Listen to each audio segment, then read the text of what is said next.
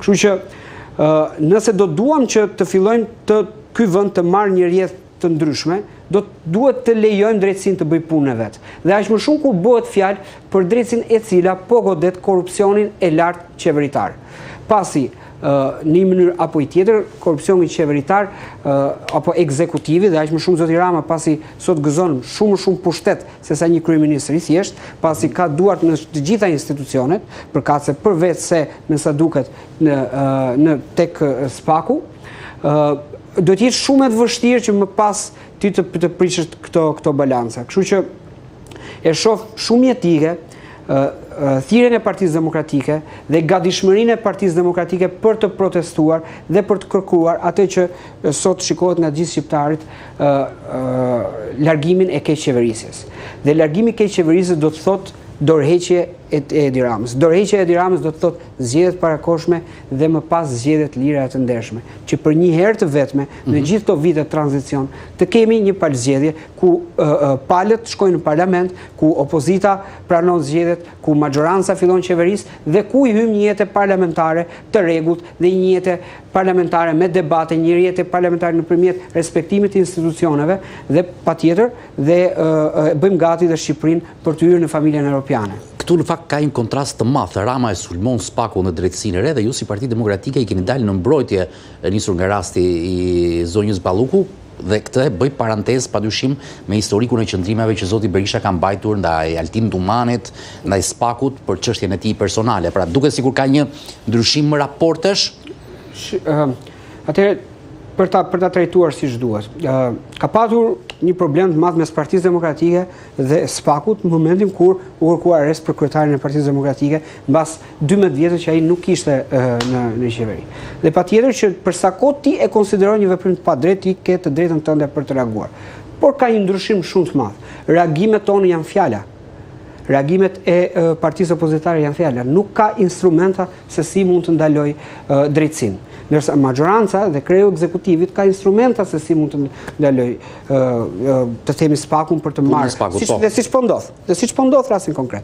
Sepse kur kërkua imuniteti zotit Berisha, besoj se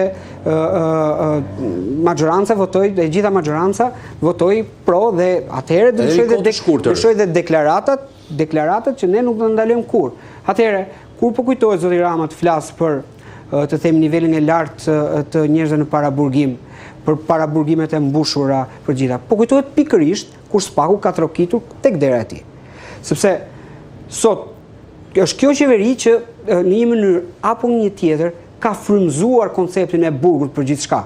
Burg për një çati, burg për një obor, burg për mos pagesë energjisë elektrike. Po tash është kthyer kritik për masat e burgut e Edi Ramës në fundit. Pikërisht pra, që do të thotë që ky nuk është një hall i qytetarëve, pasi është e njëjta qeveri që e ka përmendur burgun më shumë se gjithë gardianët bashk. Ai zoti Rama, fjalën burg, ka përmendur më shumë se po ti numëron gjithë gardianët më shumë se sa ata. Tani po kujtohet pasi SPAK-u po troket nderën e tij. Dhe Partia Demokratike pa diskutim që e ka detyrë funksionale, kushtetuese, morale mbi të gjitha, të marrë në mbrojtje sistemin e drejtësisë, si opozitë e vendit, sepse është pikërisht për akuzat të cilat Partia Demokratike i ka ngritur në foltorën e parlamentit, në sheshe dhe në deklarata për shtyp. Kështu që e ka detyrim moral dhe është shumë e rëndësishme të jetë në krye të protestave, të ftoj njerëzit të dalin në protesta, të mëdha apo të vogla, nuk ka më rëndësi. E rëndësishme është që Partia Demokratike duhet të jetë në një gjendje të përhershme protestash tashmë, pasi nëse do ta lejojmë dhe këtë radhë dhe të kaloj një mënyrë apo tjetër puç shteti, puç kushtetues që po bën qeveria duke përdorur parlamentin, pasi tashmë parlamentarizmi ka rënë në thelbe dhe po të shikojmë çdo gjë që ndodh në parlament nuk është normale për një republikë parlamentare demokratike. Ndodh të njëjtë në orën 10 është hyrur protesta, sa do zgjasë do të jetë kombinimi i aksionit të deputetëve brenda, me gjasë që do keni, jo me gjasë, po do keni Gazmend Bardhin dhe Klevis Balliun që nuk do hyjnë dot në seancë se janë të përjashtuar me nga 10 ditë, sa do zgjasë do të jetë forma e protestës që kemi parë në bulevard kur kanë qenë protesta kombëtare apo do jetë një protestë më e vogël?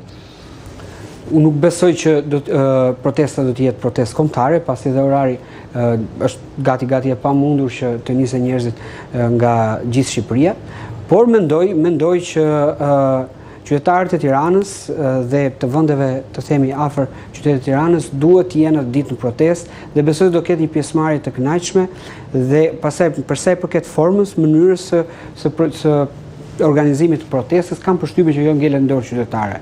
Pasi protesta jo më kot quhet protestë, pasi është një formë për të shprehur patjetër nëpërmjet edhe simbolikave, por nëpërmjet edhe reagimit, forcës së reagimit të qytetarëve. Kështu që në këtë aspekt Partia Demokratike i takon të therras, i takon të frymëzoj protestën, të motivoj qytetarët për të dalë në protestë, ta kryesoj atë dhe të jetë në rrjetë të parë. Pastaj u ngelen dorë qytetarëve për të vendosur